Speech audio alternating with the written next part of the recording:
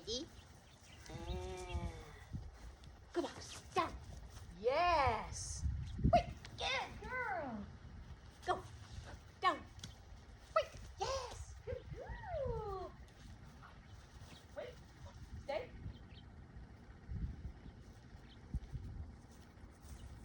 Wait. Down.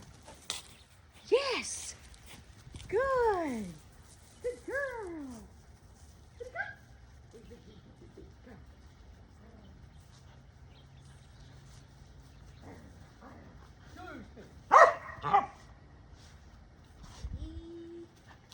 Down. Yes. Woo, woo, good run. Get it. Oh, good girl. Get it. Good girl. Get it. Girl. Oh, yes, good girl. You want to get that? You want to get that? You want to get that? Good. Down. Yes. Sit. Down. Back down. Get. Arr. Good girl. Good.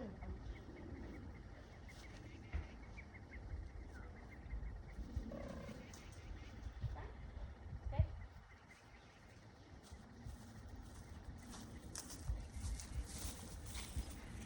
Splitty, come. Down. Yes. Go. Good. Good.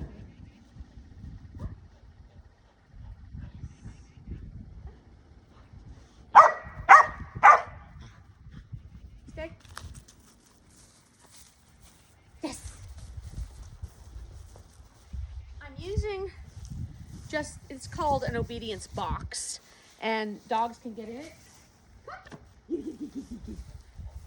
Come. Yes. Very good. Go box. Yes. Up, sit. Stand. Back. Stand. Back. Yeah. Sit. Stand. Down. Yes. It works as a place. So you can use a sticky note as a place, a towel, or whatever. Yeah. But just so you see some of the creative things you can do when you learn your place, your stay, and your moving stay. Okay? So the first thing you want to do is take your treat and you say, come, come, come, come, come, come. Yes, right there. Good job. And I throw. I throw the ball just because she got into her place. You see what it means? It doesn't always have to be like go to the place and stay. It's like, okay, as soon as you, Splitty, come. Good girl. This is called a flirt pole. It's just a toy on a string. Yeah. Oh, good girl. Good. Good. Good. Good. Okay, come with me. So I can walk her into the place. Ready? Come on. And wait. Yes, good girl. Like I reward her right when she gets there. Get it. Okay. Go find your purple ring. Go. Go find your purple. Yeah, come. Yeah, you found another. Good. Now, she can go to the box from far away. Go box. Down. Yes. Yes. Right. And if she does do a good send out to this box, I throw the toy that way. Because the harder behavior is the send. Splitty, come. Good. Good. Good. Good. Ready. Ready. Out. Ready. Come. Come.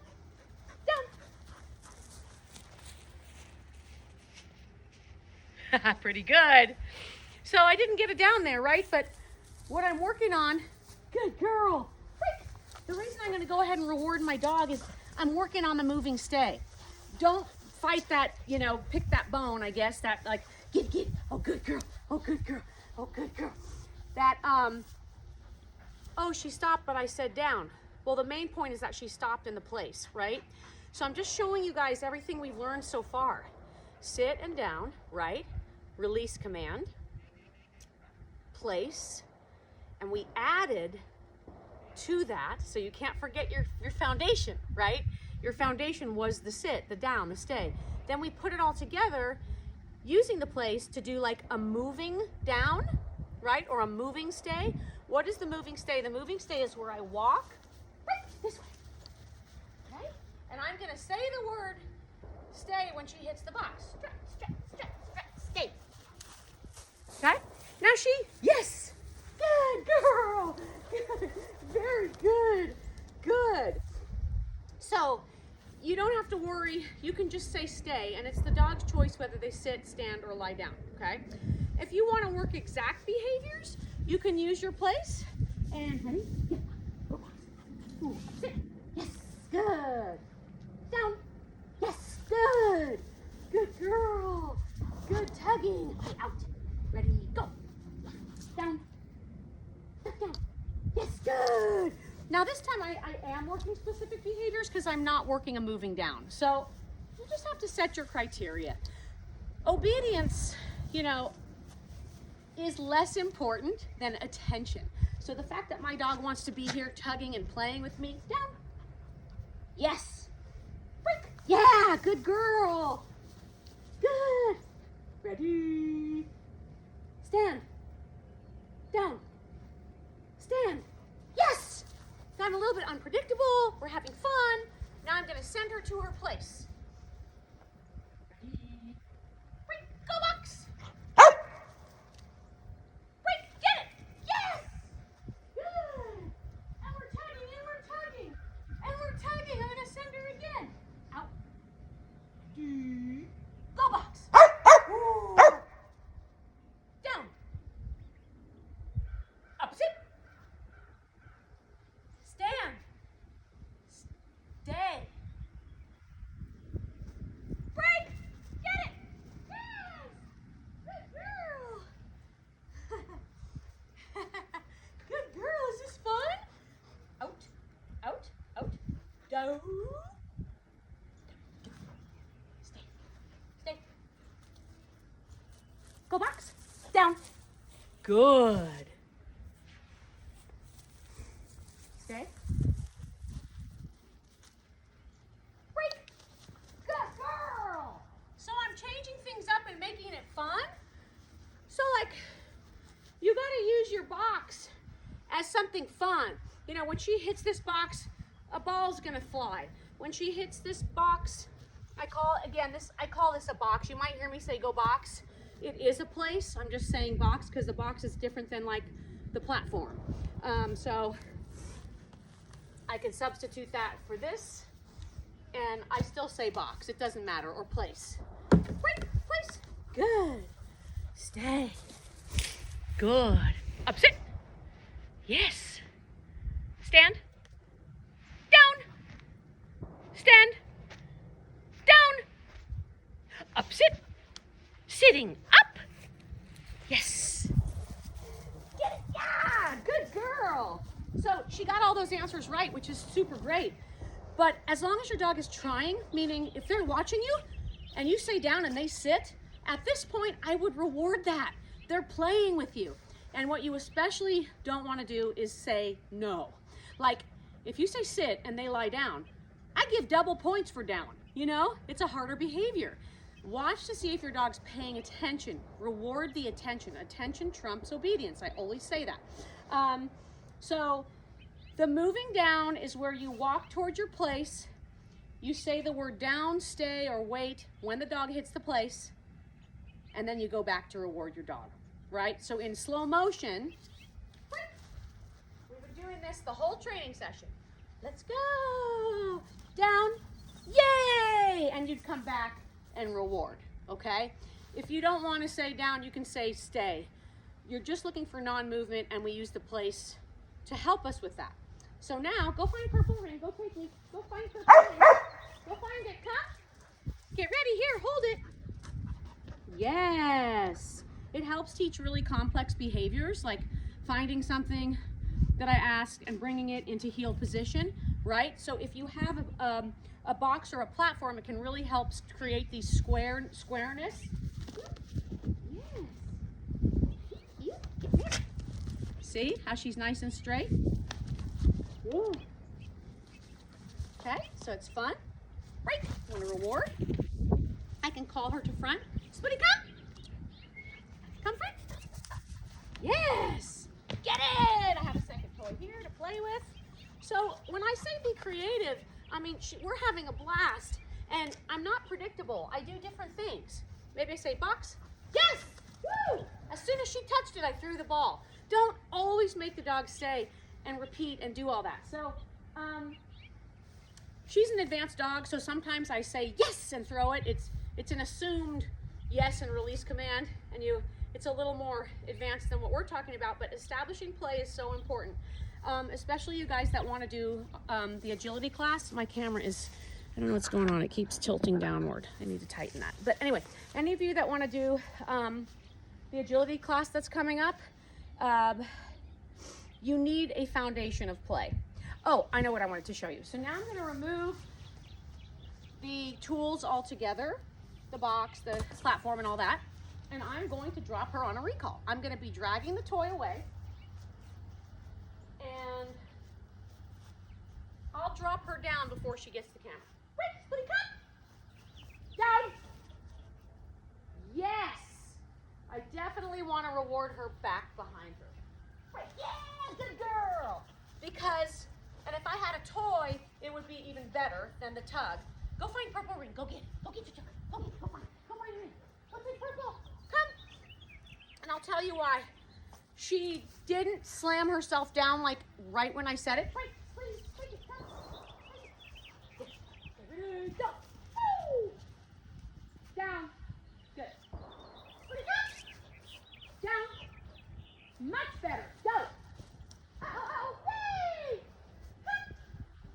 One, two. Oh, she's on her table. Good, stay. Good. So she went to another platform over there. She's like, well, I like my training. I want to go sit on a platform. And like I said, when you, hang on a second, this thing keeps tilting down and I don't know why. But when you start with the, sorry, she's, okay, you want to be on your table? Should we? When you start with your, I can't remember my train of thought, but anyway, for agility, you guys need to establish tug. So even though she loves the purple ring, like if I had two toys out, she should always want the toy that I have, and you really do have to establish. See that? My camera's just, it keeps tilting downward. Break. Get this one. Get this one. She wants the one I have. Now she wants this one. Break. Get it. Oh, you want this one? You want this one? Do you want this one? Oh, I got this one. Oh, I got this one. Woo, I got this one. I got this one. I got this one. Yeah. Yeah. Get it. Ready? I want this one. I want this one. Ah, I want this one. I mean, she's so fast. Like, she wants the one I have. It's not about a favorite toy. So when I always say, that's excellent. If your dog, get it down. Oh, good. Go, take it.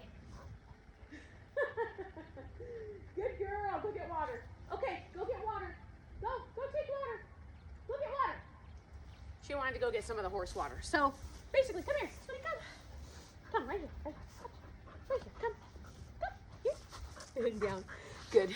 So play is one of those things, we don't have a lot of time in class, and because of the level of distraction it causes, it's really hard to teach play. But the way you saw me playing with Splitty is the key to dog agility. So if you don't have a playful dog, then you're going to have to rely only on food, and those dogs will always be not quite as motivated to perform.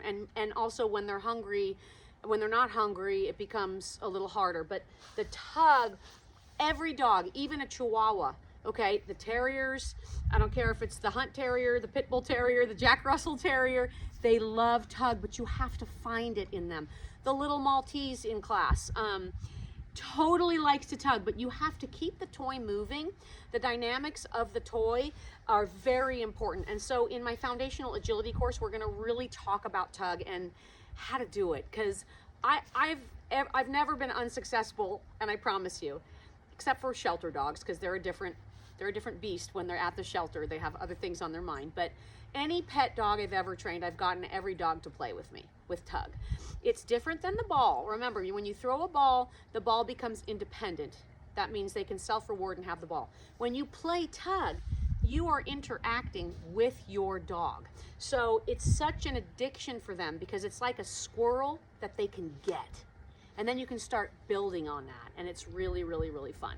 So I just wanted to take everything we've done in class, minus the meeting each other on a leash and stuff like that. But this is just about your place and how creative you can be with that place, adding layers, right? The first layer was we need a sit.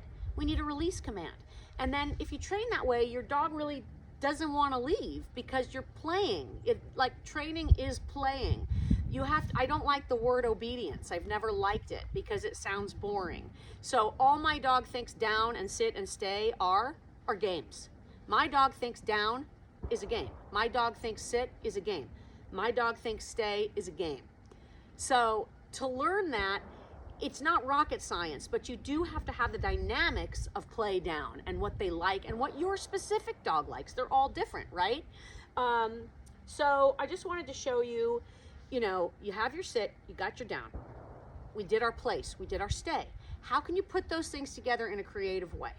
Okay, and that's where we use the moving down, where we walk towards our place, we say stay, stop with your dog and say stay, and then keep walking. And then the next phase would be keep walking as you say stay. Does that make sense? The first one is I'm gonna walk to my place.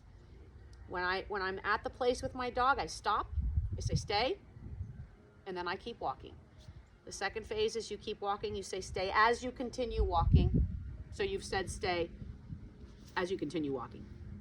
So to develop tug, you want like the skins I brought to class, those long, snaky things. South Carolina. Amen. So she's an advanced tugger, so I can use these rings and stuff. For a beginning dog, you want one of those long, snaky toys like I bring to class all the time, and then they can graduate to shorter toys. The flirt pole that I was using, that will help a lot of dogs, but at first I would tie a really long, dangly toy to that. And,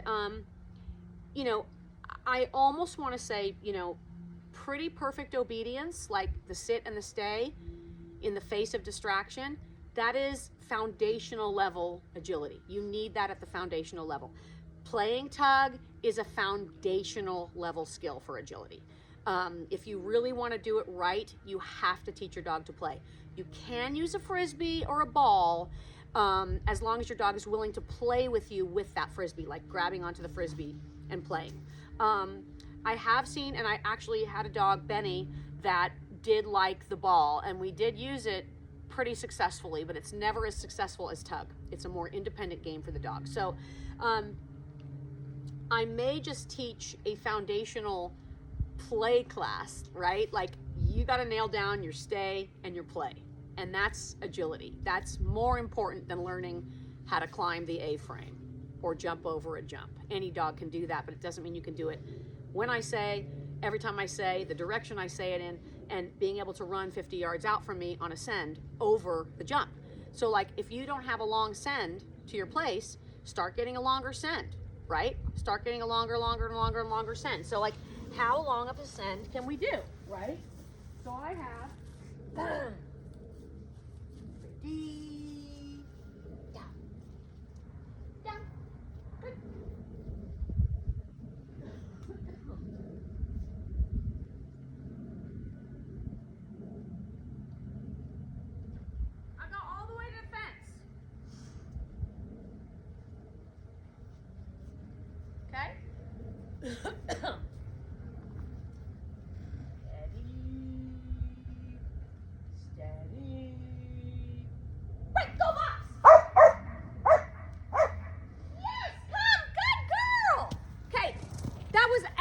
For so many reasons.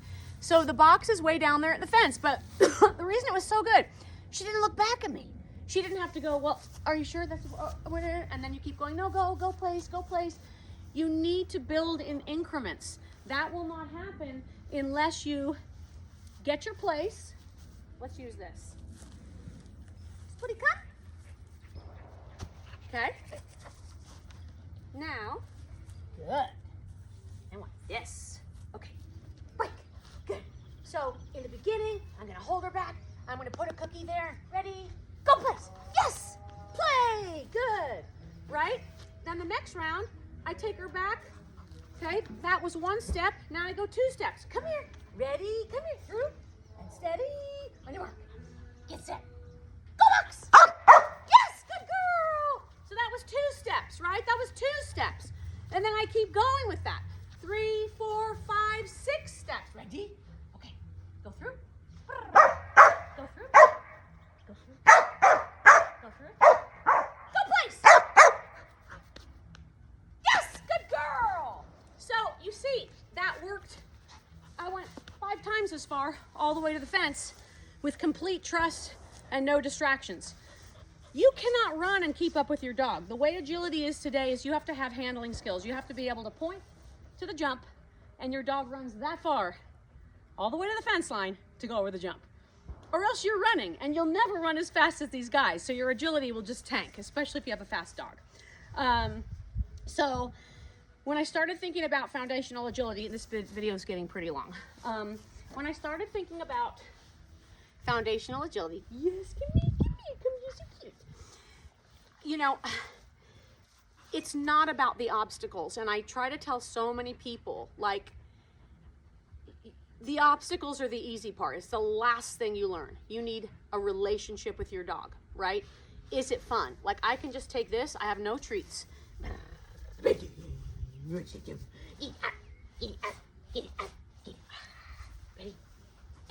Sit.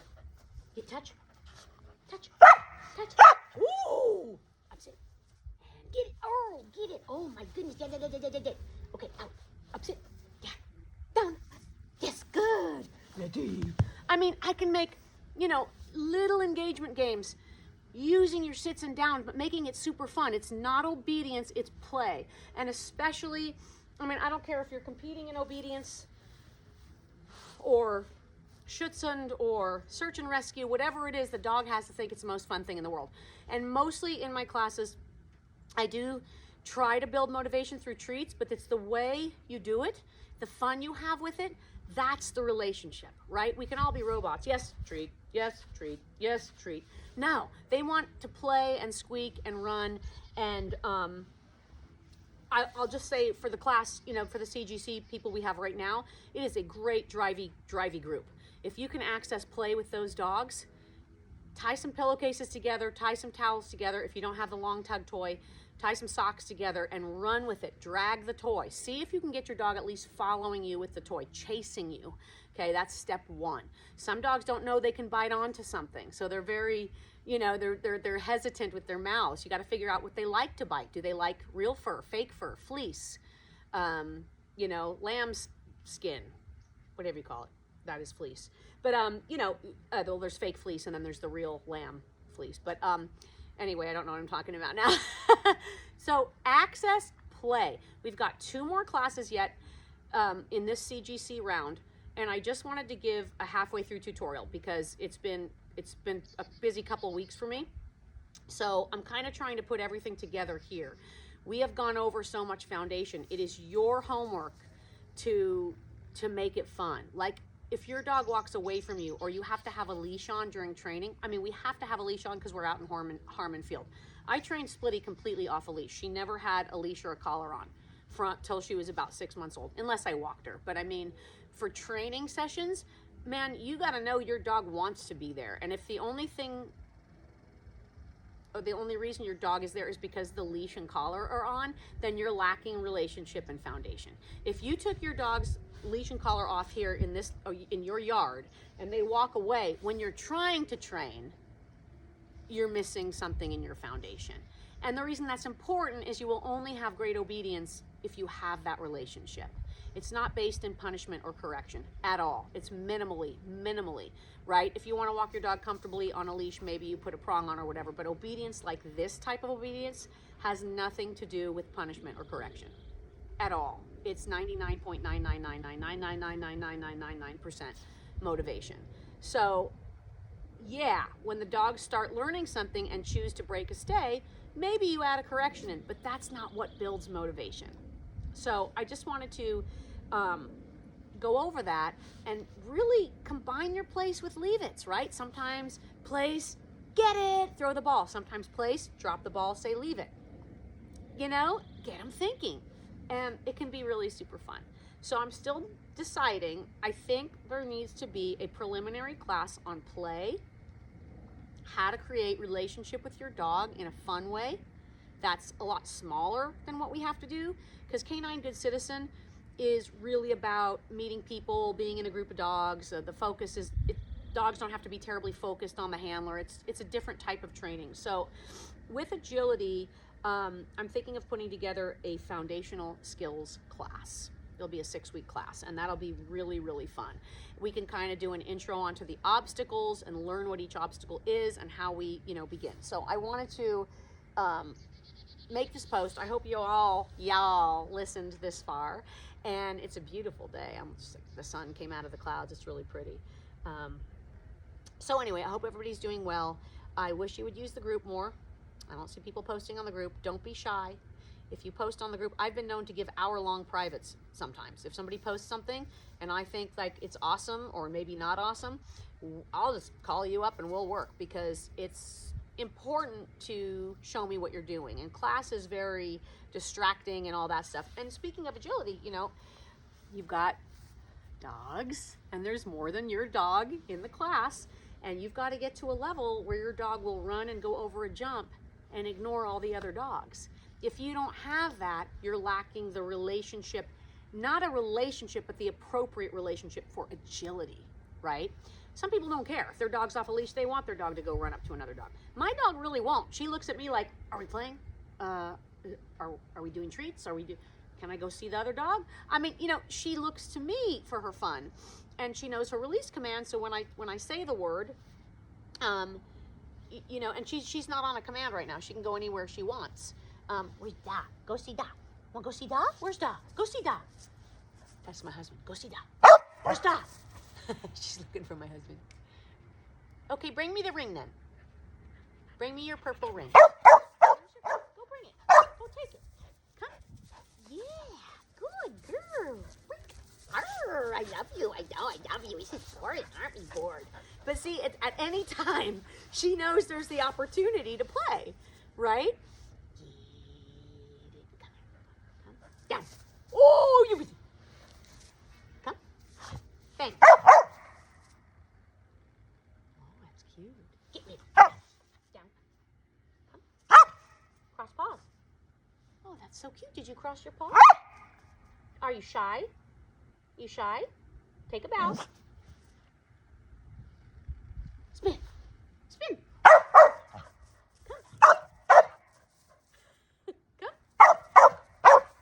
Backing up? Good. We're always having fun, So at any moment, she's right there for me. Now people go, oh, she's a border collie. Every one of my dogs has been like this. Every one of my dogs. I did have an Aussie, a couple Aussies, but German Shepherds, Terriers, they're always willing to engage. And that's the number one, to me, the number one foundation for great obedience, right? Or agility. Now, people whose obedience and agility are disastrous can still have a relationship with their dog. It's just not this kind of a relationship. And the breed doesn't mean a thing. For speed, it does. So like, unless you have a border collie, your times are not going to be as fast as a border collie, right? But they also have their own, they're so fast. There's a lot of, like the middle of the road dogs, like the golden retrievers and stuff, they sometimes win because they're slow enough to be more obedient, and the handler can keep up and you can be closer to your dog. When they start running, sprinting as fast as they can away from you, you have to be a way better handler to keep up with that kind of dog. Not to run, but to create truly brilliant handling. So, your breed doesn't matter. Any dog can do it. I would say it would be really hard with like a greyhound or like a coon hound or like a Tryon hound. Like it would be challenging with the Basset hound. But I mean, if you hand fed that dog and created play through his nose and through scent, I mean, I've seen it happen. So Nobody has a hound in class. Oops, I think there's one. Hopefully he didn't get this far in the video. So anyway, I'm gonna go now. If any of you made it to this point, bravo, you're probably gonna have an awesome dog in agility. And you know, I'm still figuring out what to do with